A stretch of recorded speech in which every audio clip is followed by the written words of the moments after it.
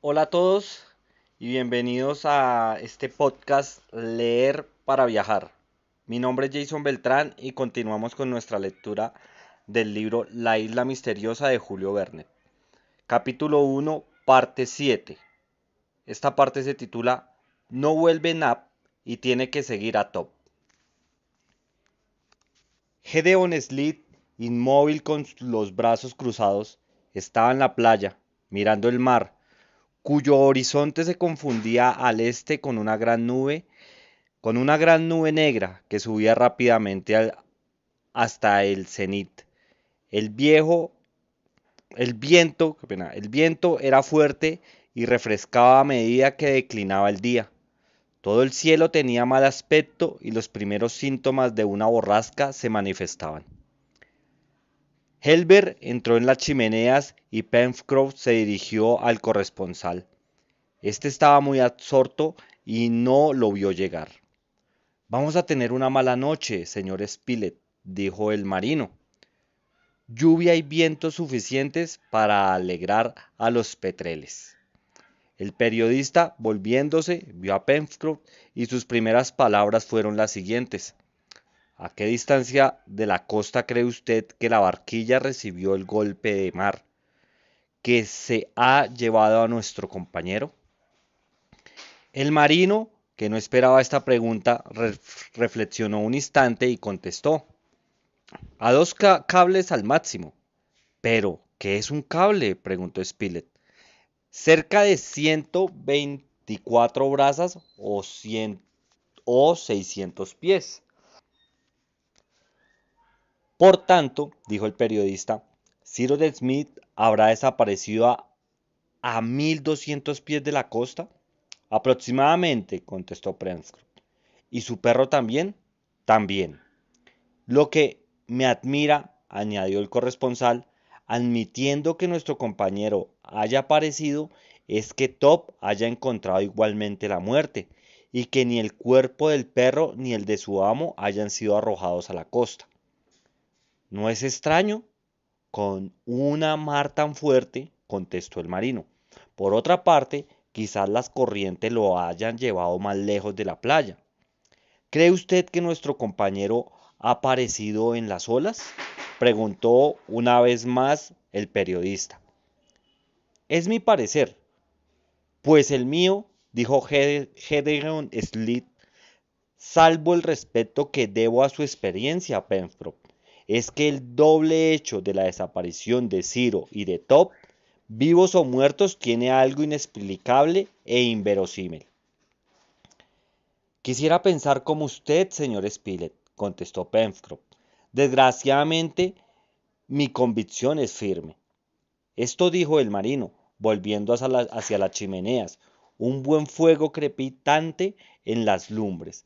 Halbert acababa de echar una brazada de leña seca, y la llama proyectaba grandes claridades en las partes oscuras del corredor. Pencroff se ocupó en preparar la comida. Le pareció conveniente introducir en el menú algún plato fuerte, ya que todos tenían necesidad de reparar sus fuerzas. Las sartas de corucus fueron conservadas para el día siguiente, pero desplomó los tetraos y puestas en una varita las gallinaceas se asaron al fuego. A las 7 de la tarde, Nab no había vuelto todavía. Aquella ausencia prolongada inquietaba a Pencroff. Creía que le había ocurrido algo o algún accidente en aquella tierra desconocida o que el desgraciado había cometido algún acto de desesperación. Pero Helbert deducía de aquella ausencia consecuencias diferentes. Para él, si Nat no volvía, era porque alguna nueva circunstancia le había obligado a prolongar sus pesquisas. Y toda novedad en este caso no podía ser más que en dirección de Cyrus Smith. ¿Por qué Nat no habría vuelto si una esperanza cualquiera no lo retuviera? Quizá habría encontrado algún indicio, una huella de su paso, un resto de un náufrago que le había puesto sobre la pista. Quizá seguía en aquel momento una pista verdadera y tal vez se hallaba al lado de su amo. Así razonaba el joven y así habló. Sus compañeros le dejaron decir cuanto quiso. Solo el reportero lo aprobó con un gesto más para Pencroff. Lo más probable era que Nab había llevado más lejos que aquel día anterior sus pesquisas por el litoral y no podía estar aún de vuelta. Entretanto, Helber, muy agitado por vagos presentimientos, manifestó repetidas veces su intención de ir en busca de Nab, pero Pencroff le hizo comprender que sería inútil, que en aquella oscuridad y aquel tiempo tan malo no podría encontrar las huellas de Nab y que sería mejor esperar su vuelta. Si al día siguiente no había aparecido el negro, Pencroff no titubearía en unirse a Helber para ir a buscarlo. Gédéon Spilett aprobó la opinión del marino sobre este punto, añadiendo que no debería separarse, y Helber tuvo que renunciar a su proyecto, pero dos gruesas lágrimas rodaron por sus mejillas. El periodista no pudo menos que abrazar al generoso joven. El mal tiempo se había desencadenado. Una borrasca de sudeste pasaba sobre la costa con violencia. Se oía el reflujo del mar que mugía contra las primeras rocas a lo largo del litoral. La lluvia, pulverizada por el huracán, se levantaba como una niebla líquida, semejante a jirones de vapor que se arrastraban sobre la costa, cuyos, cuyos guarros chocaban violentamente, como carretones de piedras que se vacían. La arena, levantada por el viento, se mezclaba con la lluvia y hacía imposible la salida del punto de abrigo. Había en el aire tanto polvo mineral como agua. Entre la desembocadura del río y el lienzo de la muralla giraban con violencia grandes remolinos, y las capas de aire que se escapaban en aquel maelstrón no encontraban otra salida que el estrecho valle en cuyo fondo corría el río. Penetraban en él con irresistible violencia. El humo de la lumbre, rechazado por el estrecho tubo, bajaba frecuentemente, llenando corredores y haciéndolos inhabitables. Por eso, cuando los tetrados estuvieron asados, Pencroff dejó apagar el fuego y no conservó más que algunas brasas entre las cenizas. A las 8 de la noche aún no había vuelto Nab, pero podía suponerse que aquel terrible tiempo le había impedido volver y que había tenido que buscar refugio en alguna cueva para esperar el fin de la tormenta o por lo menos la vuelta del día. En cuanto a ir en su busca, tratar de encontrarlo en aquellas condiciones era imposible. La caza formó el único plato de la cena. Se comió con ganas aquella carne, que estaba excelente. Pencroff y Harbert, a quienes su excursión les había abierto el apetito, la devoraron. Después cada uno se retiró al rincón donde había descansado la noche precedente. Helber no tardó en dormirse cerca del marino, que se había tendido a lo largo, próximo a la lumbre. Fuera la tempestad, a medida que avanzaba la noche, tomaba proporciones mayores. Era un vendaval comparable al que había llevado a los prisioneros desde Richmond hasta aquella tierra del Pacífico. Tempestades frecuentes durante la época del equinoccio, fecundas en catástrofes, terribles sobre todo en aquel ancho campo, que no ponía ningún obstáculo de su furor. Se comprende, pues, que una costa tan expuesta al este, es decir, directamente a los golpes del huracán, y abatida de frente, lo fuese con una fuerza de la cual ninguna descripción pueda dar idea. Por suerte, la agrupación de las rocas que formaban la chimenea eran muy sólidas. Eran enormes bloques de granito, de los cuales, sin embargo, unos, insuficientemente equilibrados, parecían temblar sobre su base. Pencroff sentía que bajo su mano, apoyada en la pared, tenía lugar unos estremecimientos, pero al fin se decía, y con razón, que no había que temer nada y que aquel refugio improvisado no se hundiría. Sin embargo, oía el ruido de las piedras arrancadas de la cima de la meseta y arrastradas por los remolinos de viento que caían sobre la arena. Algunas rodaban sobre la parte superior de las chimeneas y volaban en trozos cuando eran proyectadas perpendicularmente. Por 2 veces el marino se levantó llegando al orificio del corredor para observar lo que ocurría afuera, pero aquellos hundimientos poco considerables no constituían ningún peligro y volvían a su sitio delante de la lumbre, cuyas brasas crepitaban bajo las cenizas. A pesar de los furores del huracán, el ruido de la tempestad, el trueno y la tormenta, Helbert dormía profundamente. El sueño acabó por apoderarse de Pencroff, que en su vida de marino se había habituado a todas aquellas violencias. Solamente Gedeon Spilett había permanecido despierto. Se reprochaba no haber acompañado a Nab, pues la esperanza no le había abandonado. Los presentimientos de Helbert no habían cesado de agitarlo. Su pensamiento estaba concentrado en Nab. ¿Por qué no había vuelto el negro? Daba vueltas en su cama de arena, fijando apenas su atención en aquella lucha de los elementos. A veces sus ojos, fatigados por el cansancio, se cerraban un instante, pero algún rápido pensamiento los abría casi enseguida. Entretanto la noche avanzaba. Podrían ser las 2 de la mañana, cuando Pencroff, profundamente dormido entonces, fue sacudido vigorosamente. ¿Qué pasa?, exclamó, incorporándose completamente, despierto de la prontitud de la gente del mar. El periodista estaba inclinado sobre él y le decía: «Escuche, Pencroff, escuche». El marino prestó oídos y no distinguía ningún ruido distinto al de las ráfagas del viento. «Es el viento», dijo. «No, no», contestó Gedeon Spilett. Escuchando de nuevo, me parece haber oído ¿Qué? Los ladridos de un perro.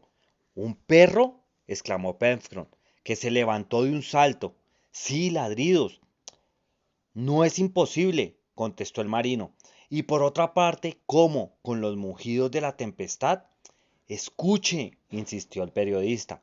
Pencroff escuchó.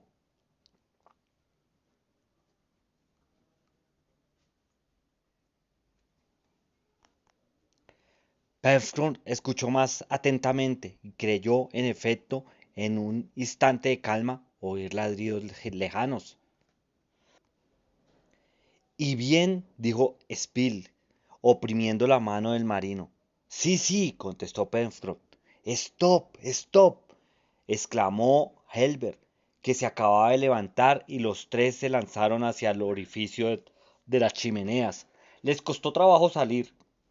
El viento los rechazaba, pero por fin salieron y no pudieron tenerse en pie sino asistiéndose a las rocas. Se miraban sin poder hablar. La oscuridad era absoluta. El mar, el cielo y la tierra se confundían en una igual intensidad de tinieblas. Parecía que no había un átomo de luz difuminada en la atmósfera. Durante algunos minutos el corresponsal y sus compañeros permanecieron así, como aplastados por las ráfagas, mojados por la lluvia, cegados por la arena. Después oyeron una vez los ladridos en una calma de la tormenta y reconocieron que debían estar aún bastante lejos. No podía ser más que Top el que ladraba así, pero ¿estaba solo o acompañado? Lo más probable era que estuviese solo, porque admitiendo que Nat se hallara con él, se habría dirigido a las chimeneas. El marino oprimió la mano del periodista, del cual no podía hacerse oír, indicándole de aquel modo que esperase, y entró en el corredor. Un instante después volvió a salir con una tea encendida y agitándolo en las tinieblas, lanzaba agudos silbidos. A esta señal, que parecía esperaba los ladridos, respondieron más cercanos, y pronto un perro se precipitó en el corredor. Pencroff, Harbert y Gedeon Spilett entraron detrás de él, echaron una brazada de leña seca sobre los carbones y el corredor se iluminó con una viva llama. «¡Stop!», exclamó Helber. En efecto, era Top, un magnífico perro anglo-normando que tenía de las dos razas cruzadas la ligereza de piernas y la finura del olfato. Los dos, las dos cualidades por excelencia del perro de muestra era el perro del ingeniero Cyrus Smith. Pero estaba solo, ni su amo ni Nab lo acompañaban. Pero, ¿cómo lo había podido conducir su instinto hasta las chimeneas que no conocía aún? Esto parecía inexplicable, pero todo en medio de aquella negra noche y de tal tempestad. Pero aún había otro detalle más inexplicable. Top no estaba cansado, ni extenuado, ni sucio de barro o arena. Helbert lo había atraído hacia sí y le acariciaba la cabeza con sus manos. El perro le dejaba y frotaba su cuello sobre las manos del joven. Si ha aparecido el perro, el amo aparecerá también, dijo el periodista. Dios lo quiera, contestó Helbert. Partamos. Top nos guiará. Pencroff no hizo ninguna objeción, comprendiendo que la llegada de Top desmentía sus conjeturas. En marcha, dijo. Pencroff recubrió con cuidado el carbón del hogar, puso unos trozos de madera bajo las cenizas, de manera que, cuando volvieran, encontraran fuego, y precedido del perro, que parecía invitarlos con sus ladridos, y seguido del corresponsal y del joven, se lanzó fuera, después de haber tomado los restos de la cena. La tempestad estaba entonces en toda su violencia y quizás en un máximo de intensidad. La luna nueva entonces, por consiguiente, en conjunción con el sol, no dejaba filtrar la menor luz a través de las nubes. Seguir un camino rectilíneo era difícil. Lo mejor era dejarse llevar del instinto de Top. Así lo hicieron. El reportero y el muchacho iban detrás del perro. El marino cerraba la marcha. No hubiera sido posible cambiar una palabra. La lluvia no era muy abundante porque se pulverizaba el soplo del huracán, pero el huracán era terrible. Sin embargo, una circunstancia favorecía felizmente al marino y a sus dos compañeros. El viento venía del suroeste y por consiguiente les daba de espaldas. La arena que se levantaba con violencia y que no hubiera podido soportarse la recibían por detrás, y no volviendo la cara podían marchar sin que les incomodase. A veces caminaban más deprisa de lo que hubieran querido, pero no caer, pero una inmensa esperanza rebolsaba sus fuerzas. Esta vez no corrían por la costa a la aventura. No dudaban de que Nab había encontrado a su amo y que había enviado a su fiel perro a buscarlos. Pero, ¿estaba vivo el ingeniero o Nab enviaba por sus compañeros para tributar los últimos deberes al cadáver del infortunado Smith?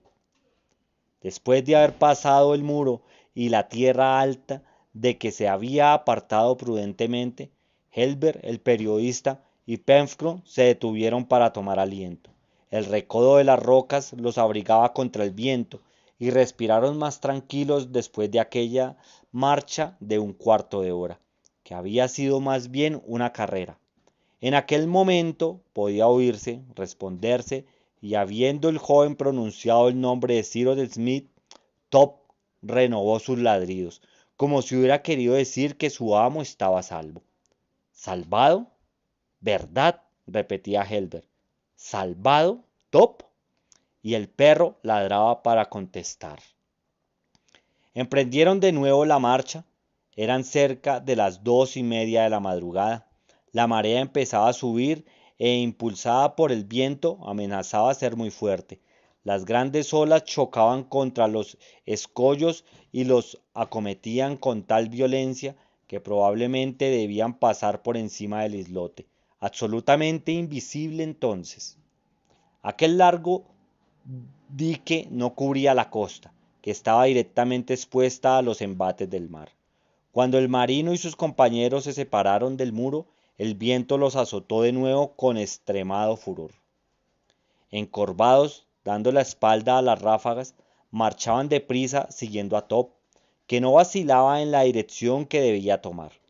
Subían hacia el norte, teniendo a su derecha una interminable cresta de olas que se rompían con atronador ruido, y a su izquierda una oscura comarca de la cual era imposible distinguir su aspecto, pero comprendían que debía ser relativamente llana, porque el huracán pasaba por encima de sus cabezas sin rebotar sobre ellos, efecto que se producía cuando golpeaba en la muralla de granito.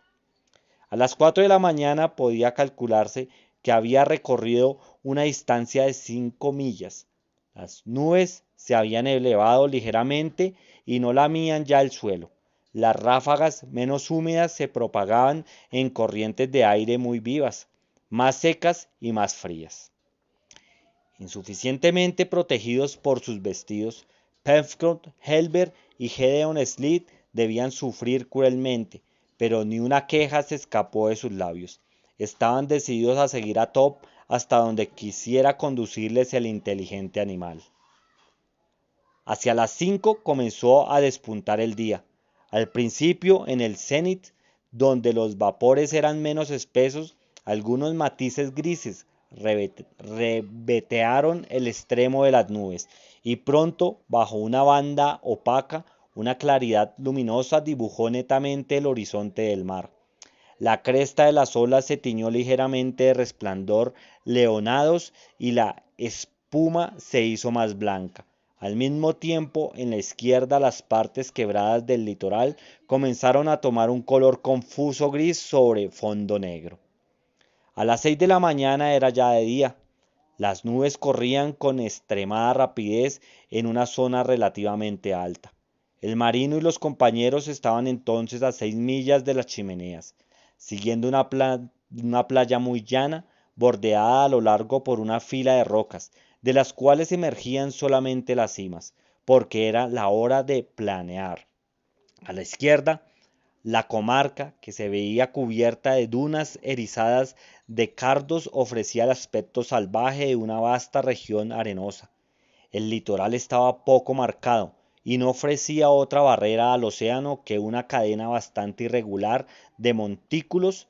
Aquí y allí uno o dos árboles agitaban hacia el oeste las ramas tendidas hacia aquella dirección, y detrás, hacia el sudoeste, se redondeaba el lindero del último bosque.